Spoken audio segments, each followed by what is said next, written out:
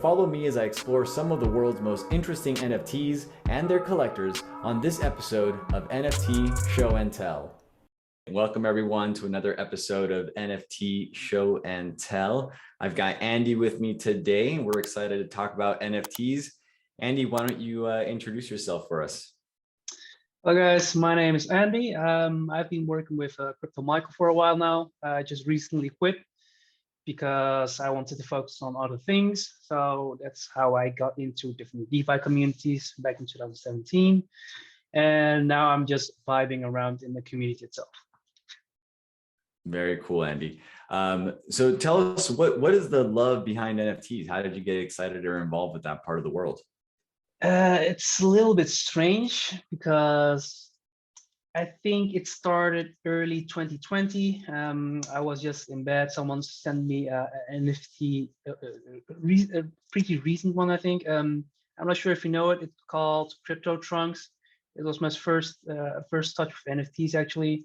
It was like a Genesis mint at the time was 0.5 ETH. ETH was still cheap at the time. So I thought, why not? Let's try it out. However, the floor dropped quickly. They didn't do anything with it. It was a bit a salty experience to say the least. Yeah, but I just stuck with it for a while because I like the collectibles of NFTs, the collection of cards. I used to collect a lot of Pokemon cards, Yu-Gi-Oh cards, so it just felt nostalgic to me. So I liked it a lot. I love that. I could definitely relate to the collecting of cards and that nostalgic experience. I recently just busted out my old school Magic the Gathering trading cards, and man, I was looking through them, and I don't have any Black Lotuses, but I have a couple of Serral Angels and Royal Assassins, and it sparked all these awesome memories of opening the pack and seeing what you got. Yeah. Right. And and I know that we're recreating a lot of that mechanic with the reveal functions and so many things that projects are putting in play nowadays. Yeah, it's very cool. It's very awesome. Yeah, I very much like when you buy or mint NFT, just pre-review. People will just speculate on price, and the smarter people among us already game the system. I'm not sure if you follow the Twitter thread today, but someone already made a few statements about how a lot of NFT mints are actually gamed right now because the developers are testing on test nets, basically, with real pictures and using those knowledges, the hackers or black hats, white hats, I'm not sure how you would call them in this scenario, can track which one are actually more rare than others, and they are actually buying them before reveal. So yeah, it's two-sided kind of story, the whole mint reveal thing, but I think we'll get over it soon. So if I could maybe summarize that to make sure I understood it, essentially when a project is in the testnet phase, they are revealing the actual pictures that they're going to put in production on mainnet. And so some people are using that testnet phase to identify the rarities, the qualities. And what I don't understand is how do they go from that to getting an advantage during the minting process? Is it that you know when to mint, like what index number you should pick, or is it that you're sniping them on OpenSea before the reveal based on that index so both number? are actually happening. So people can use, I'm not sure if you're familiar with Flashbots. Yeah. Yeah, so with Flashbots, you can assign a certain condition for it to entirely write the transaction to the block or make it fail. So if they can decide beforehand, I want to have index number or the ETH number 3,399, for example. And if it doesn't happen, then they just fail the transaction. And if it does happen, it just goes through. So they can simulate the transactions and actually just mint the one that they wanted. I think that happened with Mebis for a while. I'm not sure which one, but they did it with multiple drops actually. Wow. So essentially it's kind of like using a front running operation, Flashbots to watch the transaction as they're happening. And then if you really want that index number 32, you cancel everybody else, and then you get it in front of it. Exactly. It's crazy. It's crazy. Oh man, these are the games that people end up playing when there's thousands and hundreds of thousands of dollars on the line, right? Yeah. It's it's just in early stages right now. So these are still. I think these issues can be solved, especially with Chainlink in the future. But for now, we just have to grind and bear through it and just stay with the hype, actually, just to keep it alive. Yeah, I think you're right. I think these are learning experiences, and as these things get exposed that people are doing this, more and more projects will likely protect against that or put, not the actual production pictures on testnet, Yeah, et cetera, et cetera. yeah. Cool, It's man. crazy, Well, but the show is NFT show and tell. So let's transition to that portion of it. Love for you to share your screen and show us what you've got, what you're excited about. so this one, EthLizards, I'm not sure if you are familiar with the drop. It happened first time, I think, a year ago, and just honorary lizards were minted and sent to a few honorary members of the main Ethereum network, I think. So just a few people got them. I think Stani from Aave got them, Kane from Synthetics, and his brother also got a few. And I think even some hedge fund managers got a few. So I want to say Sue got one, and maybe Kobe even. I'm not even sure, but they did a mint a while ago. I think 4 or 5 months ago, and they just started popping up really hard just this week. I think 2 weeks ago the floor was just below zero point 0.1, and now the floor is at 0.8 ETH per piece. So got it in quite early with this one. I liked it a lot. They look kind of silly if you look at the collection itself. I'm not sure if you can follow me. If you see the OpenSea itself. I do, yeah. Yeah, so it's just silly pictures, but I like how they look. They look very cute, and it's just very nice actually. So I like this one a lot from So the few I have. let me ask you about the kind of process. So it's, of course, I agree. It looked very cute. I'm curious, when you decided to buy into this collection, I'm assuming you did you get an airdrop initially, or did you buy Oh, in?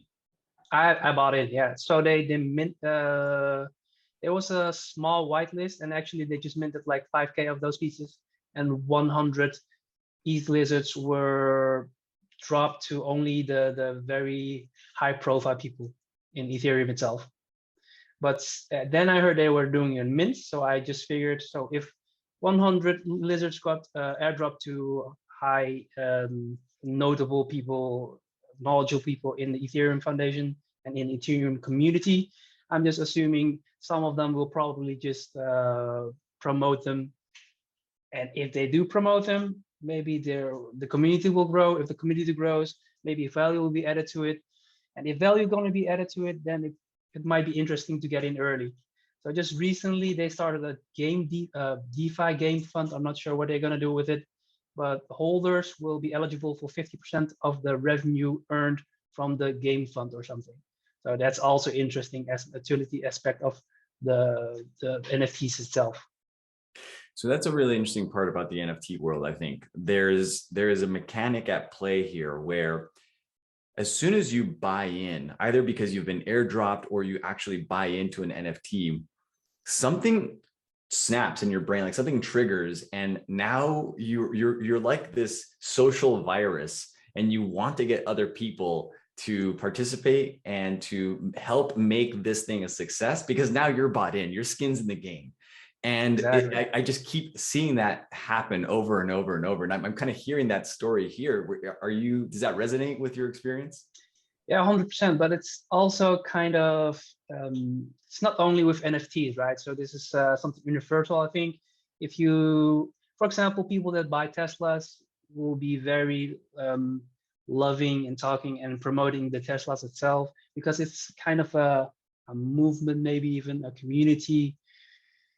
I'm not sure how to call it, but people just want to be winners in a sense. And often it comes along with just promoting your stuff that you have. If it's Pokemon cards, then you do with Pokemon cards that you want to show them around, or just Yeah, so I don't think it's necessarily exclusive to NFTs, but it's very visible in NFTs because, as you said, it's talking about hundreds of thousands of money, dollars, right? So it's people are just getting very much into it just because of the initial barrier, high barrier, Yeah. basically. Tell me about the grind. How did you get whitelisted for this, and what was that process like? Well, I didn't get whitelisted. I just I follow a different kind of communities.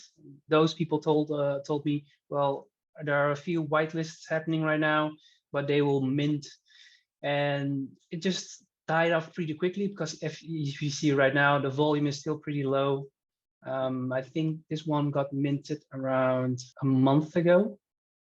Yeah, so just a little bit of a month ago, and they're just now doing around 1K in volume. It's not really a lot, but it's just getting traction right now. So I just picked up from the floor quite a bit. And why do you do this? Do you do this for the collectible, you want to hold on to it, or are you imagining that you want to flip this and you're really monitoring the floor price to see a particular multiple that you're comfortable or excited about? So currently I've bought over just this account, basically it's kind of a doxed account as well. I bought over 60 NFTs, I think, and I haven't sold one yet. So I'm not sure what I'm doing, but I'm just collecting a lot, basically. I still need to find some kind of exit strategy for my NFTs, but I'm not in for a quick flip, basically. I I'm not think sure that's what the goal is, to be honest. Yeah, I think that matches with what you were saying earlier about being a collector, right? I think collectors in many cases are not in it for a quick flip, right? You get that, I don't know, Michael Jordan rookie card in the early phase of his career, and it's maybe not worth something yet, but you like the card, you like the player, and Yeah, you want to hold on to it. And in some future date, years, months, whatever the time period is for each individual collector, then it may be worth something, right? And then at that point, you have to determine whether you want to hold on to it or get rid of it. exactly. I think that's entirely true. So the way I see your strategy, you are increasing the surface area of being able to identify and latch onto some really high value items in the future. They'll be valuable in the future. That's the hope, right? I think I have a lot of NFTs that just went to zero, but still, the hope is you latch onto those that do thrive and succeed. Yes. So do you see this as a business for you? Is this a hobby? Where do you draw that line? I don't think it's a business per se, because as I told you, I haven't sold any yet, so I haven't made a profit. If it's a business, then you need to set some clear rules of when to take profit and actually just generate some kind of revenue or a way to sustain your business. But I think it's more of a hobby.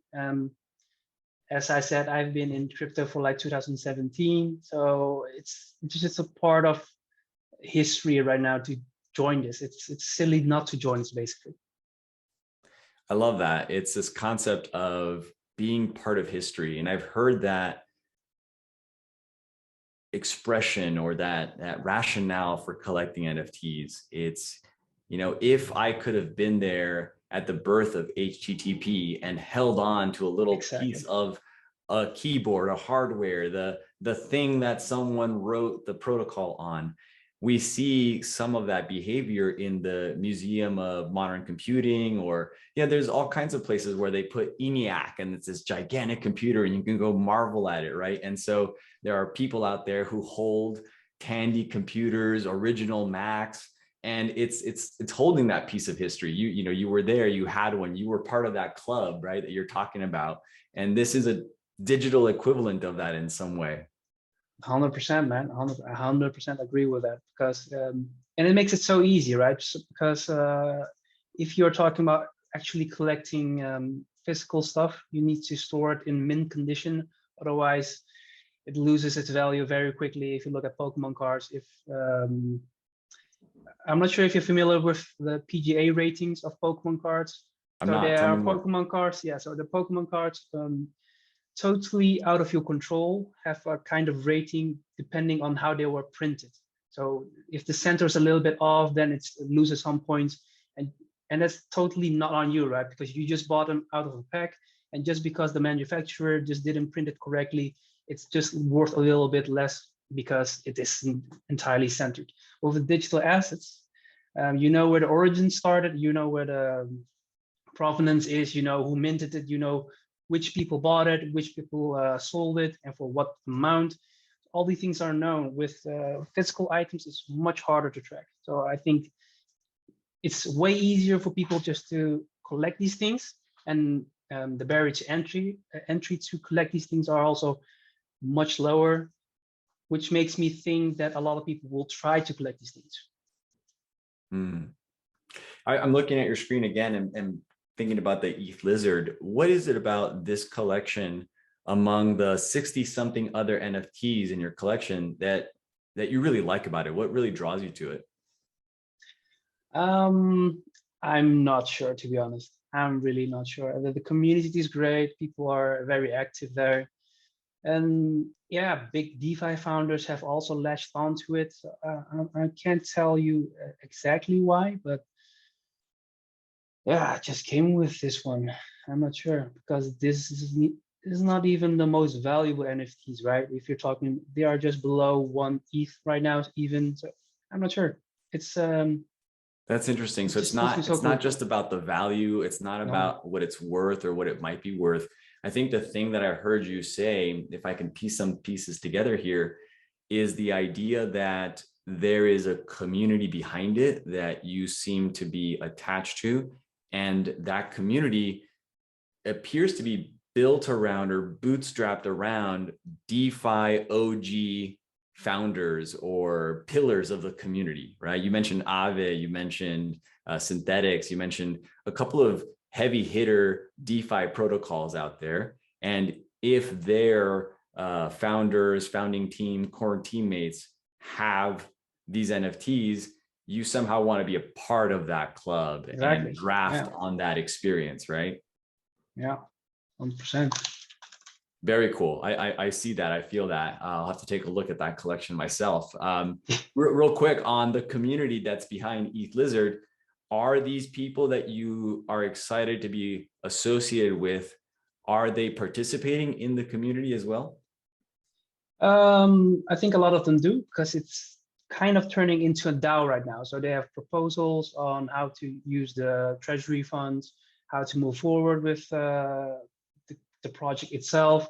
So they are, yeah, well, more so than other profile pictures, basically.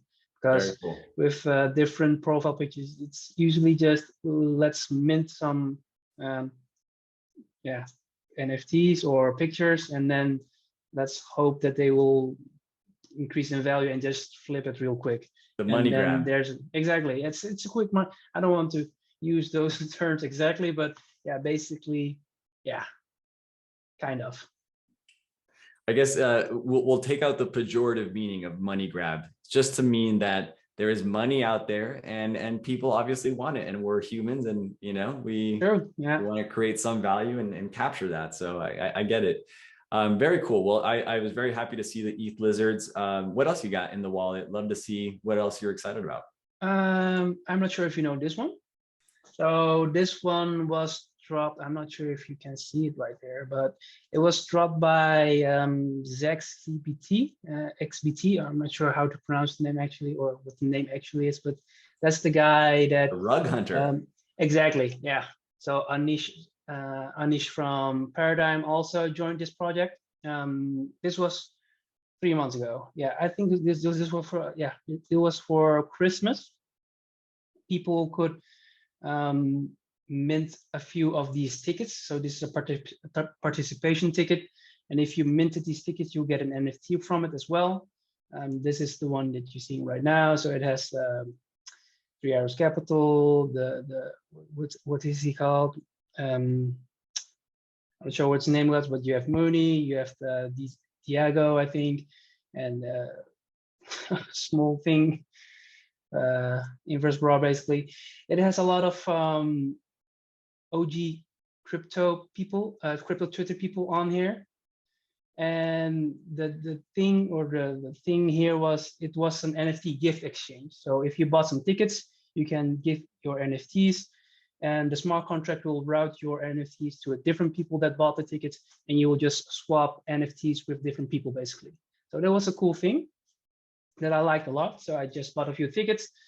I didn't actually claim the NFTs because a lot of people came onto it with the idea of just I think swapping some NFTs for something that's worth more. I think at least that was the Discord for a while. People were complaining of why did I get this one? But yeah, so, but I liked the art a lot, and I like the idea behind it basically. So it's basically Secret Santa, but online.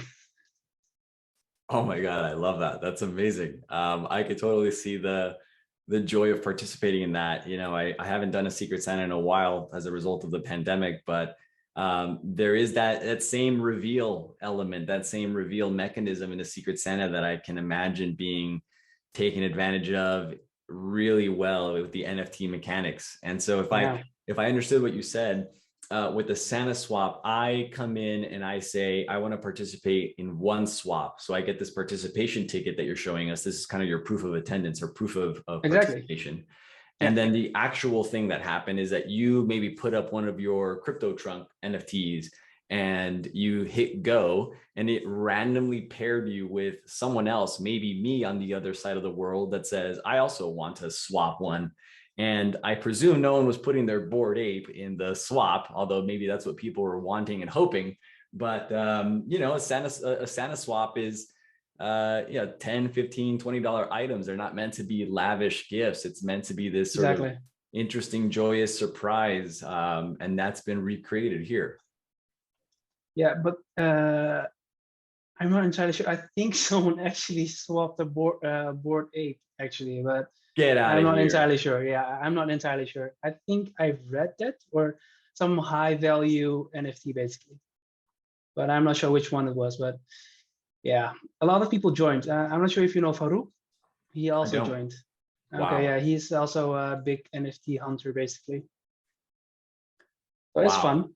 That's amazing. Yeah, I guess, you know, whoever did the Santa swap, I could imagine them seeding the idea that maybe someone will join a Bored Ape, and therefore creating this lottery mentality among people of, well, someone's going to get that Bored Ape, maybe it'll be me, right? And that's perhaps where that fervor started in the Discord channel around that. Yeah, and the beauty of it was, I'll just show up the slide here. This was a site, 100% of the proceeds went to charity. These three, I believe, yeah. So it was also doing something good, right? The NFT tickets wasn't free, it was 0.03 ETH per piece. So you were doing something good, you got an NFT out of it as well. So why not, right? It's very fun. It's a good one. I hope they do it again this year. Yeah, that's really cool. I think I'll participate this year in this one. I like this one a lot. Yeah, I like it a lot as well. So this one was my second one. How much time do we still have? Oh, we've got time, man. Go for it. We started early, so keep showing us. I mean, we're learning. We're learning from you, and this is awesome. Maybe I'll just do two more. This one, this is an anniversary NFT. I'm not sure if you know the Daily Gwei channel from Anthony Sassano.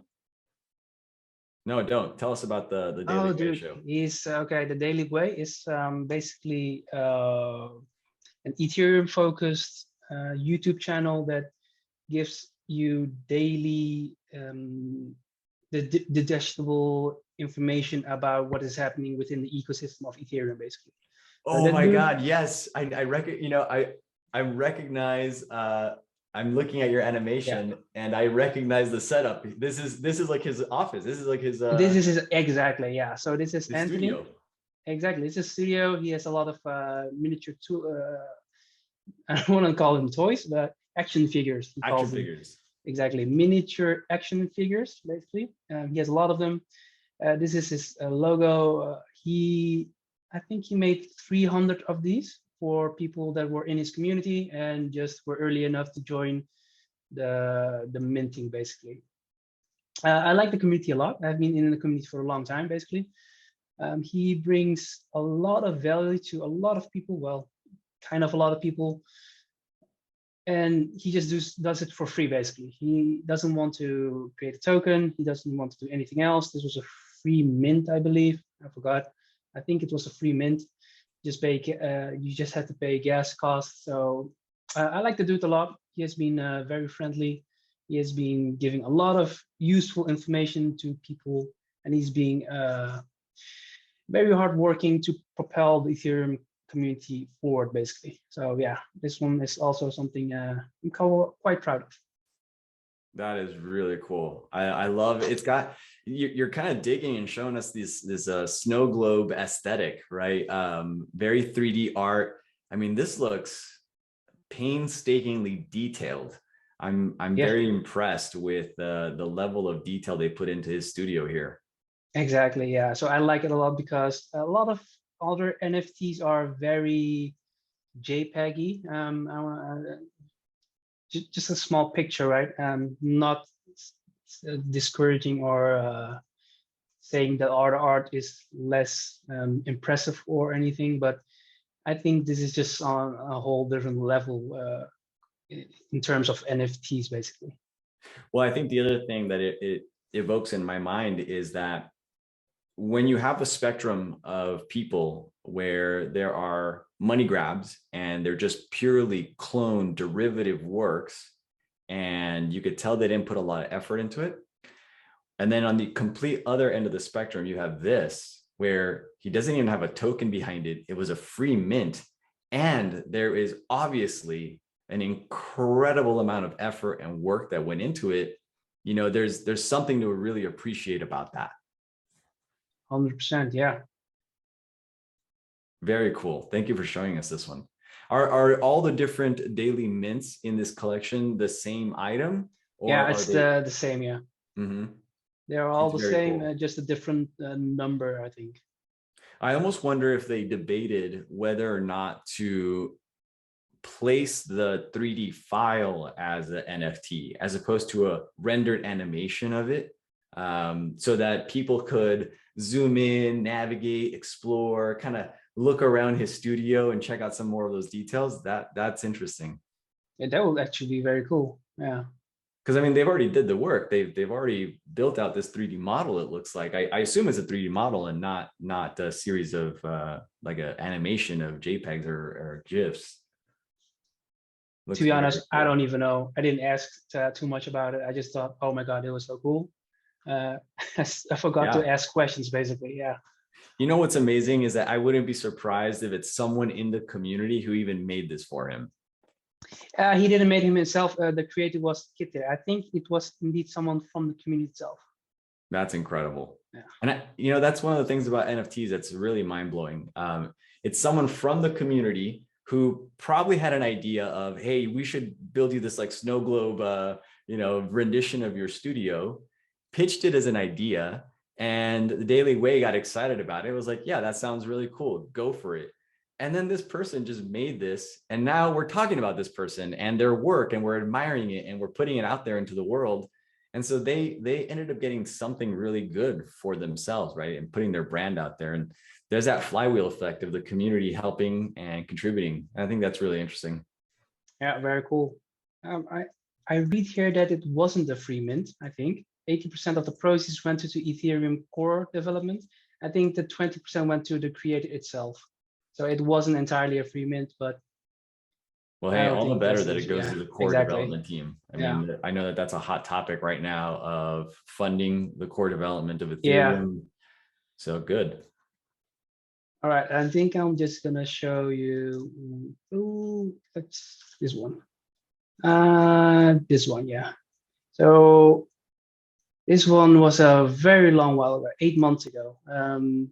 I was at ECC in Paris. Someone told me, hey, dude, have you seen the 1559 drop that was happening? It was on Mirror, I believe. It was a Mirror collection. And I just thought, What are you talking about? NFT for 1559? I thought 1559 was just burning some stupid fees on Ethereum. So he just showed me the link, and I just thought, oh yes, I need to get this one. If you can see, these are hands, and within their hands, it's Ethereum kind of thing, and it's made of the 1559. You can see it in a bit, I think. This is just 1 and then 5, and below is the 9 basically. So I don't think these are worth something right now. I don't think people are buying them, but I like the story behind it and how cool it looks basically. Yeah, it's mesmerizing. I'm having fun just looking Yeah. at it. It reminds me of those TikTok videos I see, or daily calm videos, right, where they're kind of raking the sand, and it's just this interesting, mesmerizing pattern. And like you said, I think I love the story behind it. So this somehow supports I assume it supports the core development team in promoting their work and recognizing their efforts. Yeah, I think this was stateful something. Also Kitty, same thing. Yeah, stateful works was this. They also created a different NFT slash actual physical thing called the Beacon book. It showcased some art around the beacon chain of Ethereum, basically. But it's very cool. I like it a lot. That's exciting, man. I want to briefly go back to a comment you made earlier about a game development fund associated to the EthLizards. Tell us a little bit more about that. What was the story behind the game development fund? I'm not entirely sure what they are doing, but it's GameFi fund or something.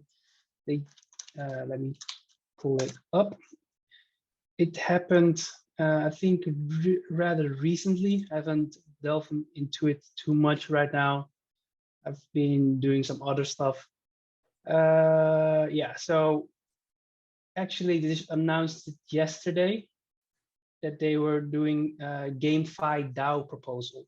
So people could join the proposal. Here we go. In whether or not they want to, can you see the? Yeah, I think you can. Yeah, whether or not you can, if you want to, basically be a GameFi investment DAO. So they will be voting on certain investments, I believe, and spearheaded by Kieran Warwick from SNX. So how this exactly came into fruition, I'm not sure. Whether they have the right network for it behind it, probably because they already have some contact with different founders. But if it will work or not, I'm not sure.